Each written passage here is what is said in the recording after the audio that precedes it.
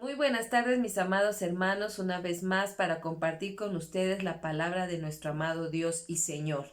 Sean bendecidos en sus hogares, sea resplandeciendo el rostro del Señor sobre ustedes y la presencia del Espíritu Santo de manera constante. Este día quiero hablarles sobre un personaje muy hermoso y el título de nuestra enseñanza es El llamado real.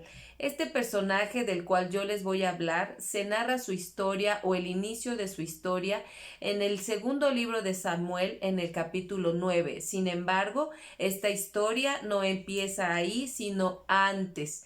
Empieza en una relación de amistad entre David y Jonathan. Seguramente usted sabe quiénes son estos dos personajes. Jonathan, el hijo de Saúl, y David, el próximo rey, el sucesor de Saúl.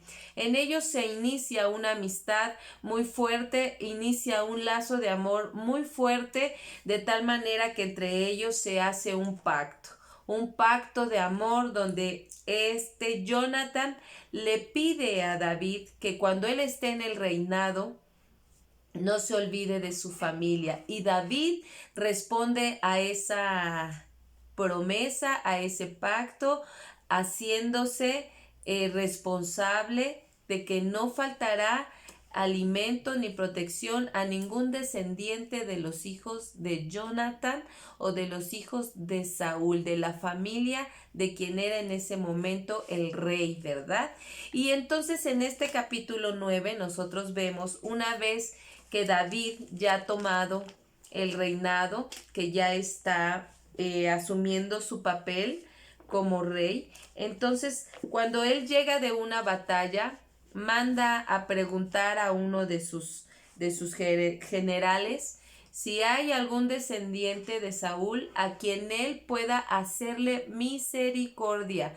Y esta palabra misericordia me llamó muchísimo la atención porque es esa misericordia que presentó David hacia los descendientes de Saúl, hacia todo aquel que fue su amigo, es la misma misericordia que Dios nos ha tenido a nosotros.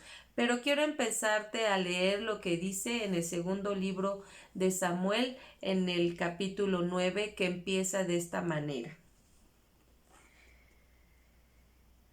Dice, dijo David, ¿ha quedado alguno de la casa de Saúl a quien haga yo misericordia por amor de Jonathan?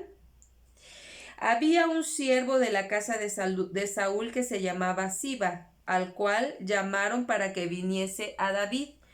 Y el rey dijo, ¿eres tú Siba? Y él le respondió, tu siervo. El rey le dijo, ¿no ha quedado nadie de la casa de Saúl a quien haga yo misericordia de Dios? Y Siba respondió al rey, aún ha quedado un hijo de Jonathan lisiado de sus pies. Entonces el rey le preguntó, ¿dónde está? Y Siba respondió al rey, he aquí está en casa de Maquir, hijo de Amiel, en Lodebar. Entonces envió el rey David y le trajo a la casa de Maquir, hijo de Amiel, del Lodebar, y vino Mefiboset, que es el instrumento de nuestra historia, Mefiboset, hijo de Jonathan, hijo de Saúl. Lo trajo a David y se postró sobre su rostro e hizo reverencia. Y dijo David a Mefiboset, ¿eres tú Mefiboset? Y él respondió, he aquí tu siervo. Le dijo David, no tengas temor, porque yo a la verdad haré contigo misericordia por amor a Jonathan tu padre, y te devolveré todas las tierras de Saúl tu padre, y tú comerás siempre de mi mesa. Y él, inclinándose, dijo, ¿quién es este tu siervo para que mires a un perro muerto como yo? Entonces el rey llamó a Siba, siervo de Saúl, y le dijo, todo lo que fue de Saúl y todo lo de su casa, yo le he dado al hijo de tu señor.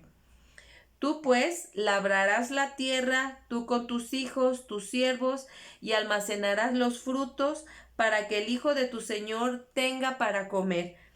Pero Mefiboset, el hijo de tu señor, comerá siempre a mi mesa, Y tenía Siba 15 hijos y 20 siervos. Y respondió Siba al rey: conforme a todo lo que ha mandado mi señor el rey a su siervo, así lo hará tu siervo.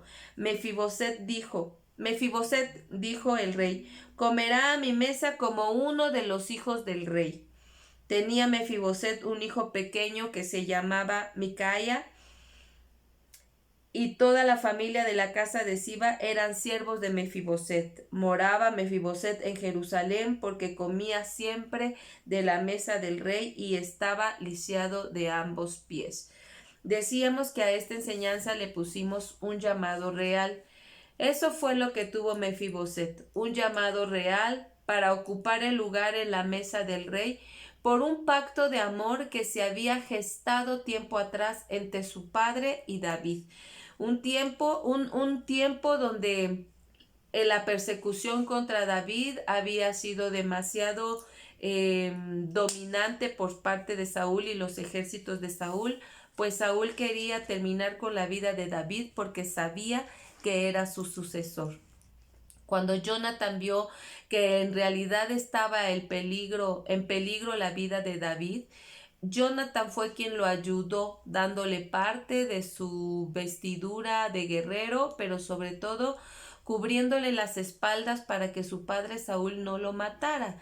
Y a raíz de esa expresión de amor, de amistad que tuvo Jonathan hacia David, es que viene a provocar esta bendición sobre Mefiboset. Recordemos que toda la casa de Saúl fue azotada, ¿verdad? Fue quitado del poder, fueron quitados los privilegios como rey que tenía, y entonces era que todos los privilegios que tenía el rey en cuanto a tierra, riquezas, etcétera, todo pasaba a mano del rey que continuaba. En este caso todo lo tenía David. Sin embargo, lo que hizo David fue regresarle a Mefiboset todo lo que pertenecía a Jonathan y a Saúl, para que él no se quedara al descubierto, o no se quedara, o no siguiera más bien viviendo de forma desamparada.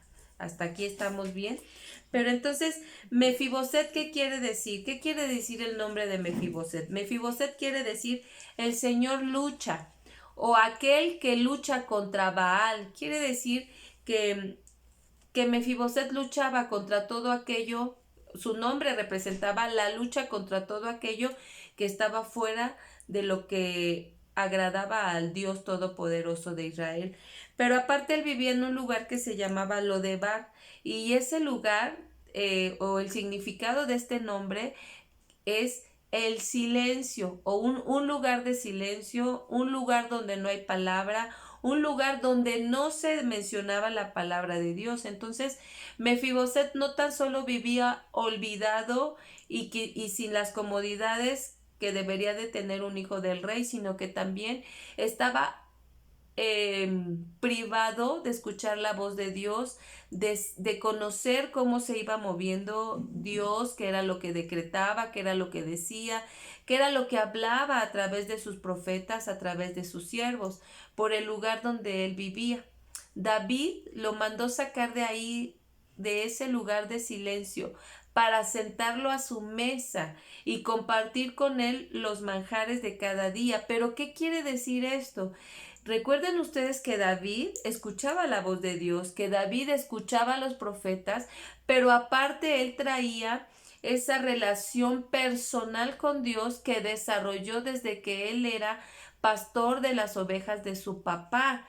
Entonces, ¿qué nos está indicando? Que David lo sacó de ese lugar de silencio donde no había una relación con Dios y mucho menos se podía escuchar su voz, lo saca de ahí y lo sienta a su mesa, donde lo hace partícipe de ese movimiento de Dios, de ese hablar de Dios, de esa comunicación de Dios, porque no sientas a tu mesa a cualquier persona. Sientas a tu mesa a aquella persona con la que estás dispuesto a compartir. no tan solo los manjares que les sirves, sino también vas a compartir una plática, vas a compartir un proyecto, vas a compartir lo que ha sido de tu vida, lo que estás viviendo en ese momento.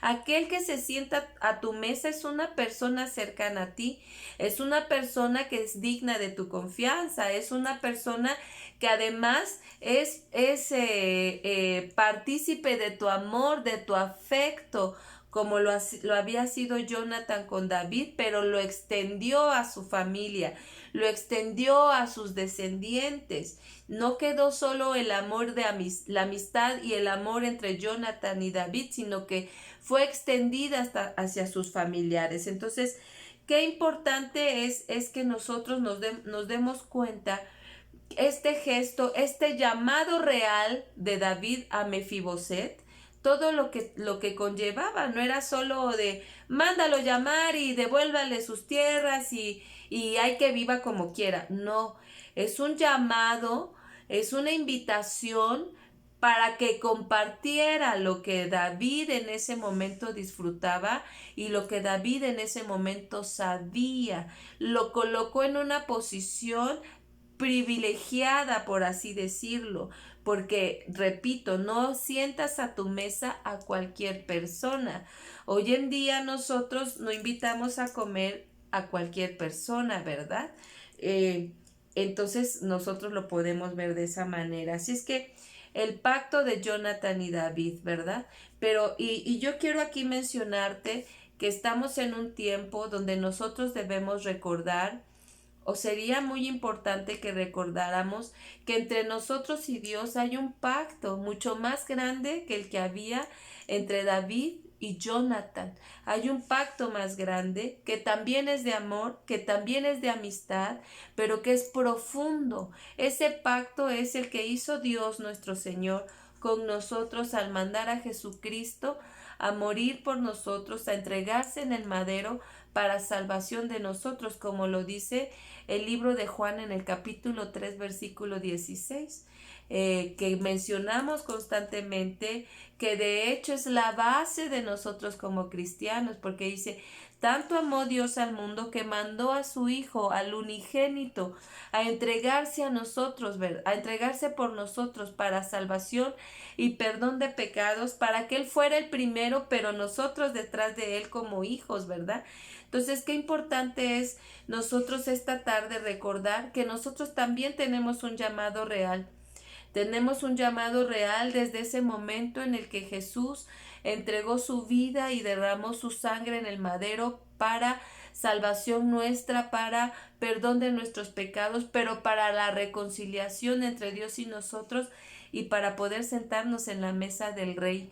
¿Quién es el Rey? Dios, Jesús, es el Rey de Reyes y el Señor de Señores. Y Él, a través de la sangre del Cordero, a través de este sacrificio perfecto y santo, Él nos está invitando a su mesa, a que nos sentemos a su mesa y tomemos parte de los manjares que Él tiene para nosotros, que podamos escuchar la voz de Dios sentados en la mesa con el Cordero de Dios, con el Salvador, con el Cristo, con el enviado, con el Hijo, en el que Él tiene complacencia y por medio del cual nosotros podemos también ser gratos a los ojos de nuestro amado Dios. Qué importante es saber eso y que no olvidemos que el llamado, mi amado precioso, no solo se hace a aquellos que van a estar dentro de los 5 ministerios. Esto ya lo hemos hablado en ocasiones pasadas, pero debemos de recordarlo.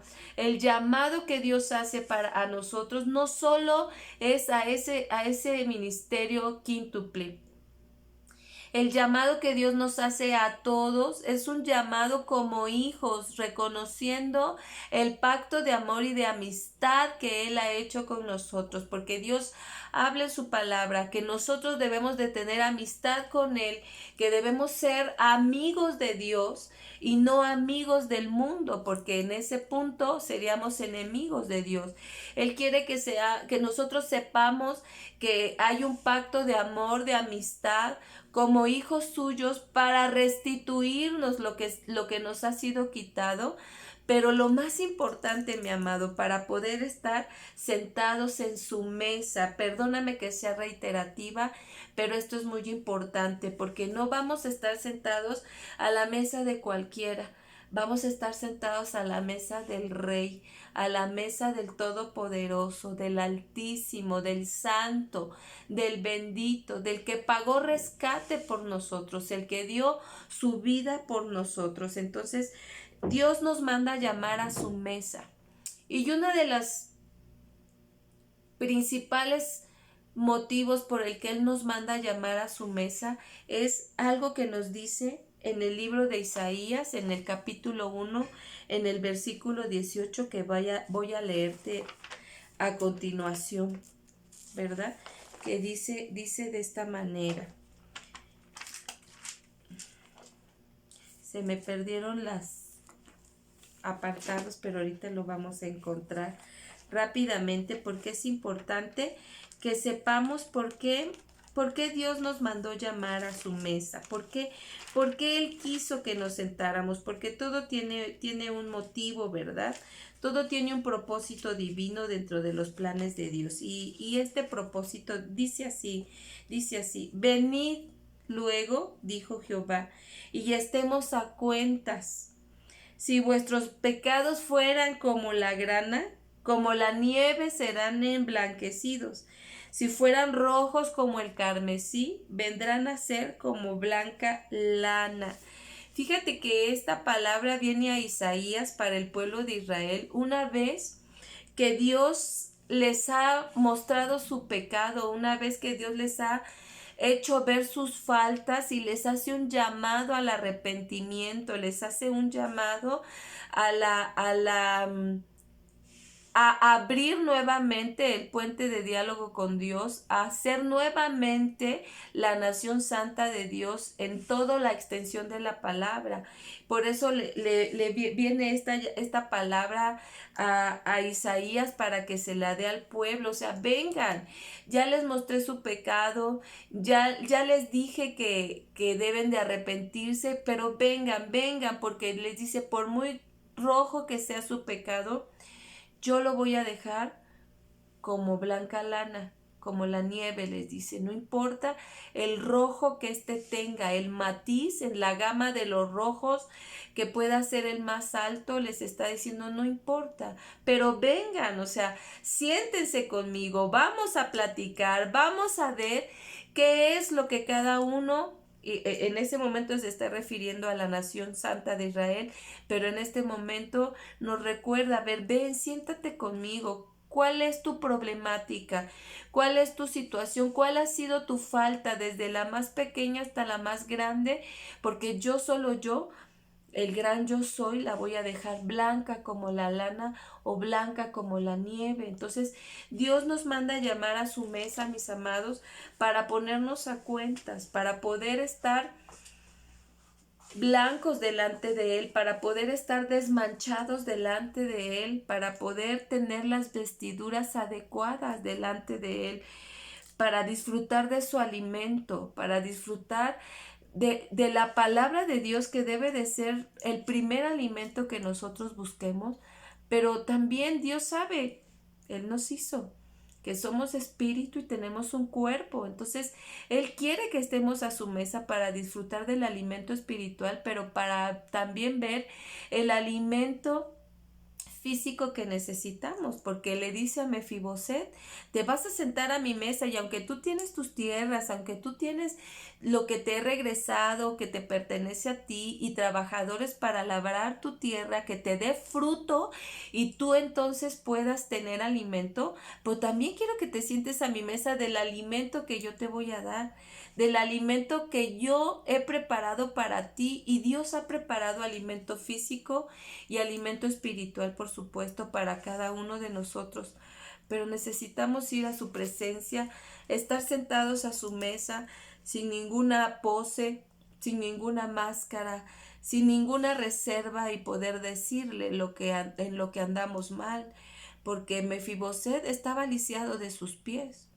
Entonces, aquí nos dice el Señor, ven a mi mesa para que me digas cómo está tu caminar, por dónde has ido, ¿Por dónde te has atorado? ¿En dónde te has tropezado? ¿Y sabes qué? Que ponernos a cuentas con el Señor es constante.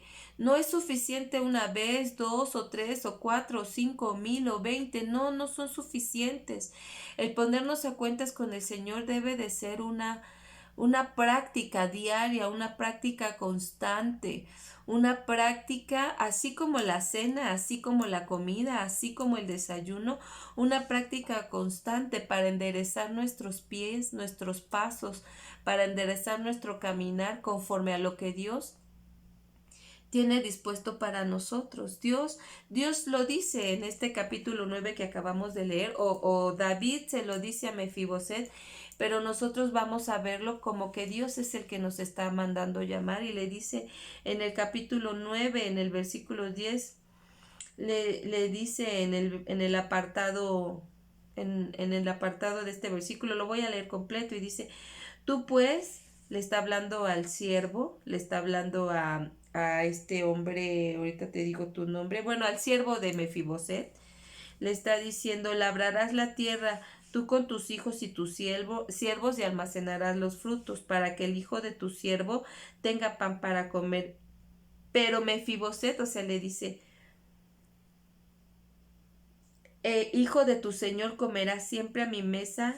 Siba se llama, y tenía Siba 15 hijos y 20 siervos. O sea, le está diciendo, tú vas a labrar la tierra porque el hijo de Mefiboset tenía un hijo, va a comer de lo que tú produzcas, pero Mefiboset va a estar sentado a mi mesa, ¿verdad? O sea, él va a tener el privilegio de los mejores manjares.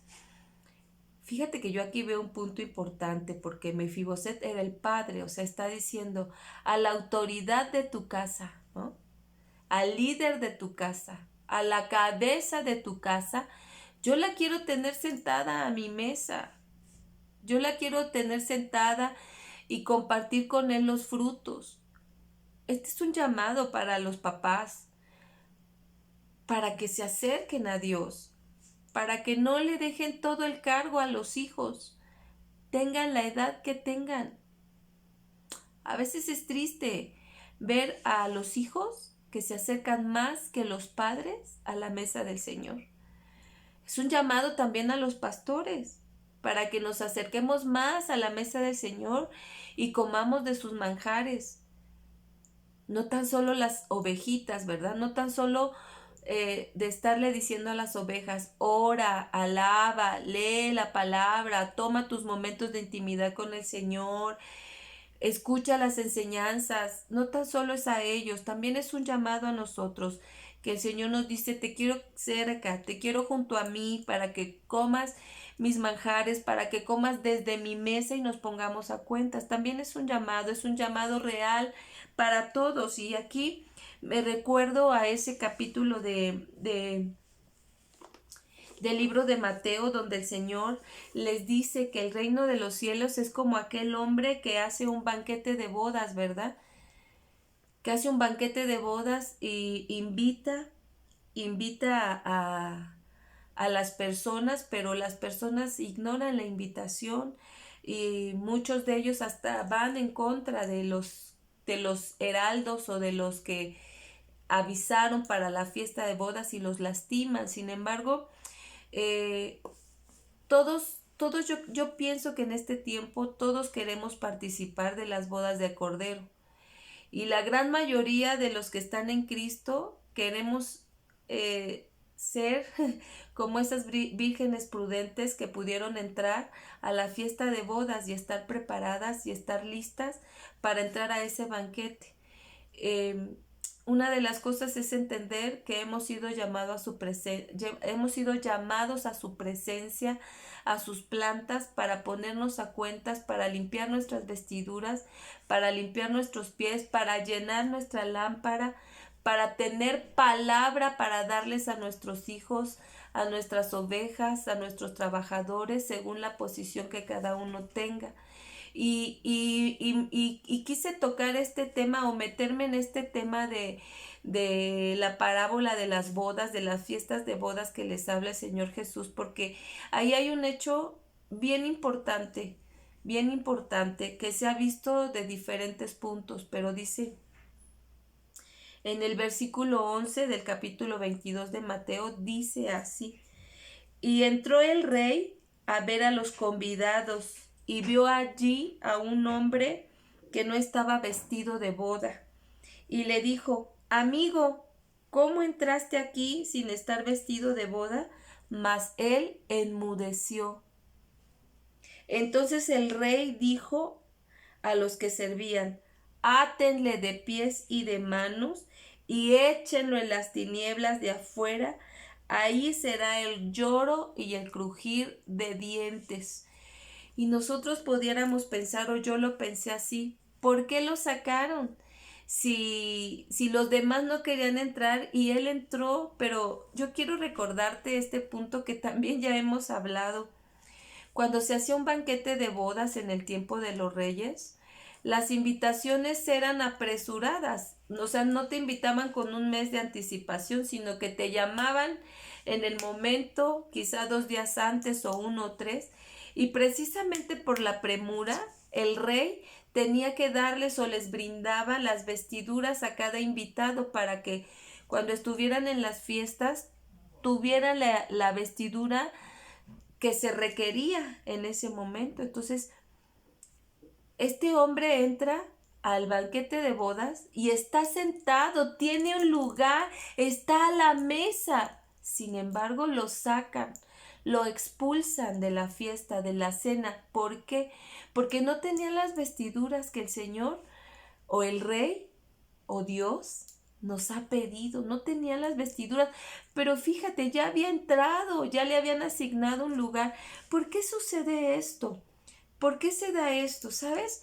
Porque a veces nosotros los seres humanos, ya estando en Cristo, nosotros los hijos de Dios, ya tuvimos el llamado del Rey al banquete.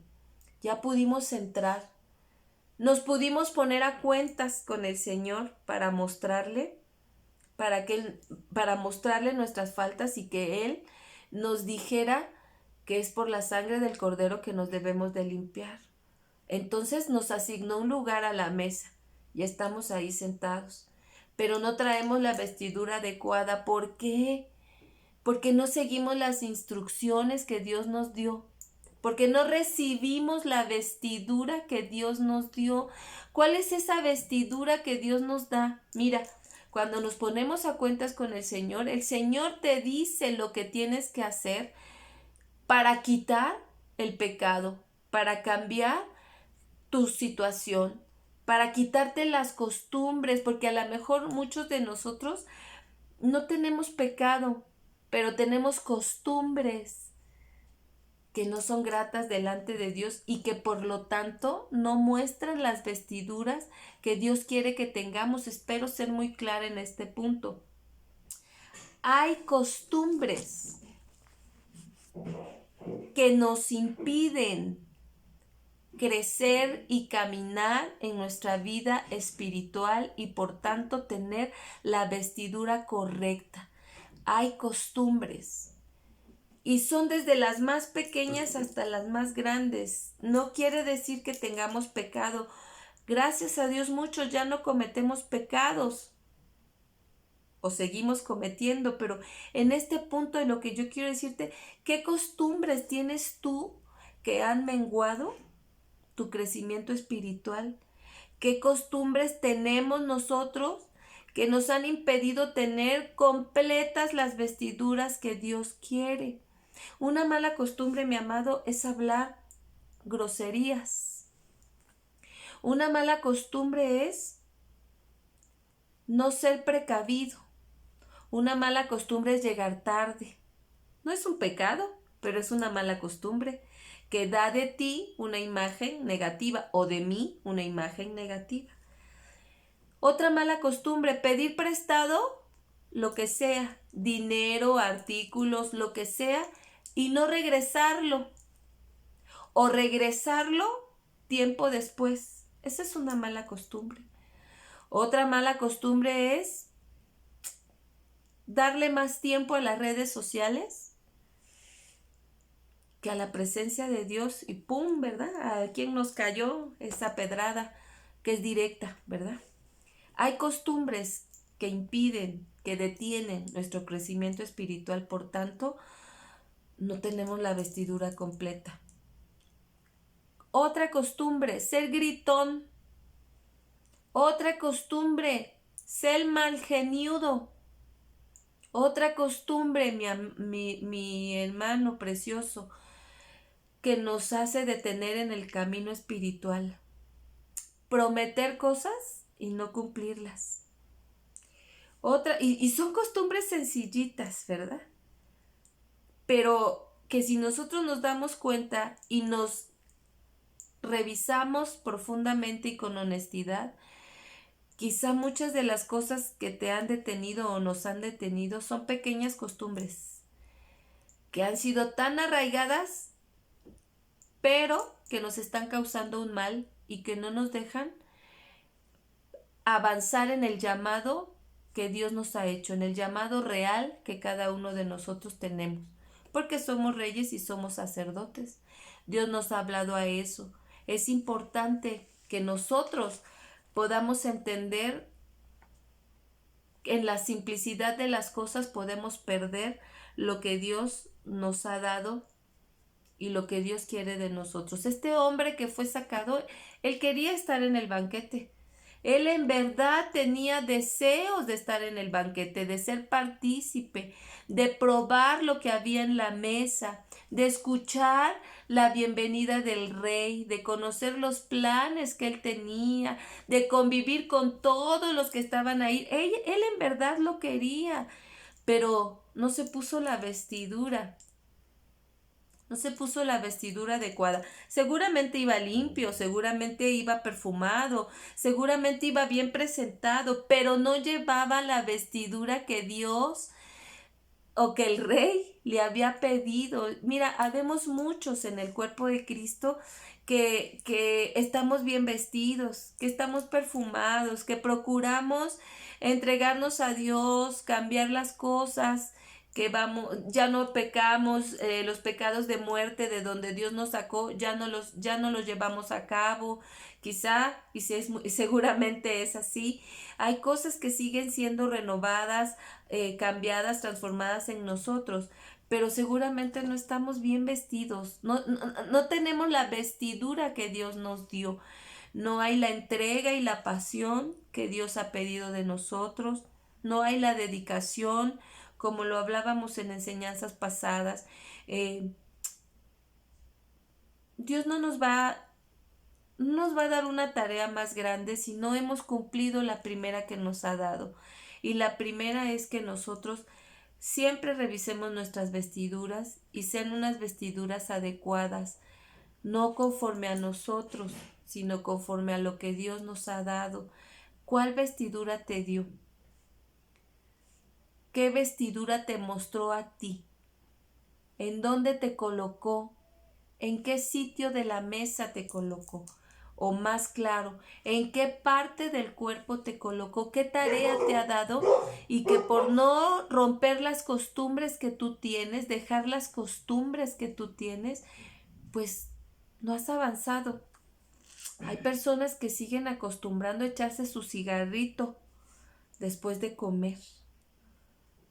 O hay personas, y quiero ser muy explícita en esto, ¿verdad? No quiero levantar un revuelo, pero hay personas que siguen viendo películas con escenas que no son gratas delante de los ojos de Dios, y me refiero al punto sexual, ¿verdad? ¿Por qué? Porque lo que entra por nuestros ojos puede afectar nuestro interior, ¿verdad? O películas que no son simplemente gratas delante de los ojos de Dios. O aquellos que todavía, hombres y mujeres, van por la calle y de repente, ¡fum!, se les desviaron los ojitos, ¿verdad? Porque vieron a una muchachona enseñando de más, o a un muchachón enseñando de más. Y ya a veces piensan que por el hecho de ir solos no pasa nada. Pero no importa si vas solo o vas con tu esposa o tu novia o tu compañero. Lo importante es que Dios te mira, porque Él va contigo, está contigo en todo lugar. o aquellos que están en el puesto de periódico y ¡fum! Se desvían sus ojitos hacia otras publicaciones, ¿verdad? Aquellos que, yo tengo bien claro esto, hay personas que han llegado al cuerpo de Cristo, han sido llamadas por parte del Señor, han tenido su llamado real y ya han sido librados del alcohol, del alcoholismo. Y entonces, es mi punto de vista. Considero que aquellas personas que han tenido problema con el alcohol no deberían tomarlo en ninguna presentación y por ningún motivo, porque es una puerta latente a de donde nos sacó el Señor, ¿verdad? Algunos todavía tienen la costumbre de hacerlo y algunos no, quizá no se puedan frenar, quizá no puedan decir hasta aquí, ¿verdad? Y continuar. Entonces, ¿para qué, verdad? Tener esas costumbres. Algunos todavía tienen la costumbre de levantarle la mano a sus esposas, de pegarles. Algunas esposas, la costumbre de pegarles a sus esposos. Esas costumbres son las que han detenido y pueden estar deteniendo nuestro caminar. Yo espero que no malinterpretes mis palabras, y lo único que quiero es mostrarte algunos ejemplos de estas costumbres que, si bien no son pecado, nos detienen en el caminar espiritual que Dios quiere para nosotros. ¿Por qué Dios quiere que avancemos espiritualmente y que vayamos dejando esas costumbres? Mira, hay una costumbre que el ser humano tiene mucho: quedar bien con los demás. Y a veces queremos quedar bien con los demás y les decimos las cosas que ellos quieren escuchar, nos hacemos cómplices de cosas que hacen y que nosotros sabemos que están mal delante de los ojos de Dios. A veces le damos el lugar más a las personas ajenas que a nuestros propios familiares. Esa es una costumbre. A veces nos preocupamos más por los demás que por nuestros propios familiares. Esa es una costumbre de aquel que quiere quedar bien, que quiere dar una cara de piedad, pero que en su casa no la tiene. Eso es bien importante. Es bien importante que nos escaneemos, que busquemos qué es lo que seguimos conservando de las costumbres viejas, aunque no sean pecado, pero que es necesario cambiarlas. Hay quienes tienen por costumbre, cuando hay una reunión, esconderse en su cuarto y no convivir con las personas.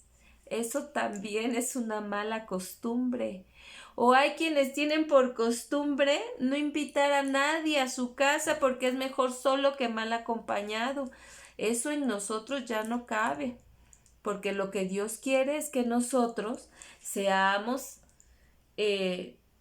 manifestando lo que Dios nos ha dado, y si no convivimos con la gente, ¿cómo lo van a saber? Ahora, también hay quienes tienen la costumbre extrema.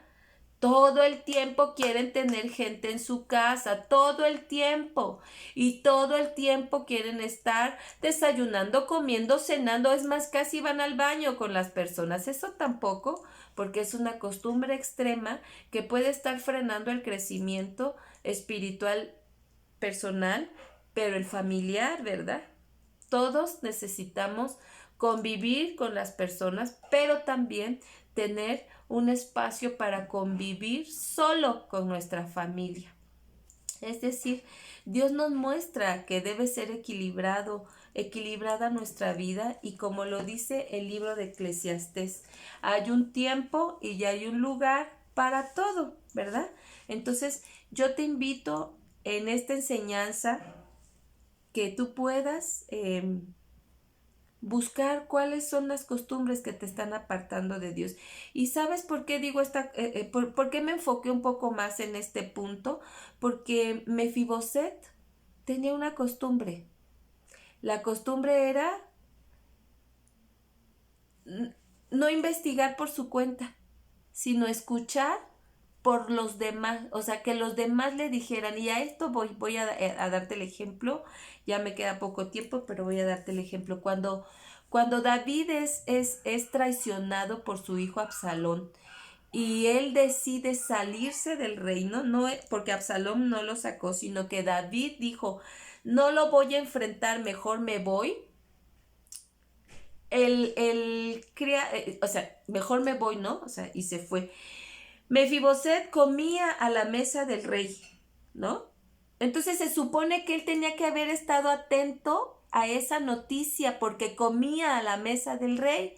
Sin embargo, no estuvo atento y lo que hizo fue guiarse por las palabras del siervo y el siervo lo engañó, ¿no? Y entonces Mefiboset traiciona a David porque en lugar de irse con él se queda con Absalón, ¿no? Y entonces esa costumbre lo hizo detenerse, lo hizo no salir adelante y seguir a Dios. Entonces, y tú puedes decir, bueno, pues estaba lisiado, no podía caminar, pero estaba sentado a la mesa del Señor, del rey, y él pudo haberle dicho, no, ¿sabes qué? Aunque sea cargando, pero tú llévame, porque yo ya escuché esto y esto, pero no, él se conformó con la noticia transgiversada que le dio el siervo y se quedó ahí atorado con Absalón. Obvio, cuando regresa el rey David le reclama, ¿verdad? Y le dice, óyeme, cuate, si estás sentado a mi mesa, si te devolví todo, ¿por qué no me seguiste? Y él ya le da una explicación, esa es la misericordia que el rey mostró a Mefiboset, porque al principio les decía que me había llamado la atención esta palabra misericordia. David tuvo misericordia con Mefiboset, pero uno más grande que David, que es Dios, que es Jesús, tuvo misericordia con nosotros. Y la sigue teniendo, hasta este día sigue teniendo misericordia con nosotros, para que nosotros nos pongamos a cuenta, nos sentemos a su mesa, comamos de sus manjares, nos alimentemos de los manjares espirituales, pero sobre todo, que es el punto más importante de esta enseñanza, es que revisemos nuestras costumbres, que vuelvo e insisto, pueden no ser pecado, pero pueden estar provocando que tú y yo estemos parados en nuestro camino espiritual, que no haya un crecimiento, que no haya un despegue, que no veamos lo que Dios quiere para nosotros. Entonces, fíjate tú qué costumbres tienes, que yo ya me he fijado las mías, ya me he visto las mías y estoy dispuesta a quitarlas porque no me han llevado a avanzar. Entonces, tú hazlo también y esto te va a llevar a que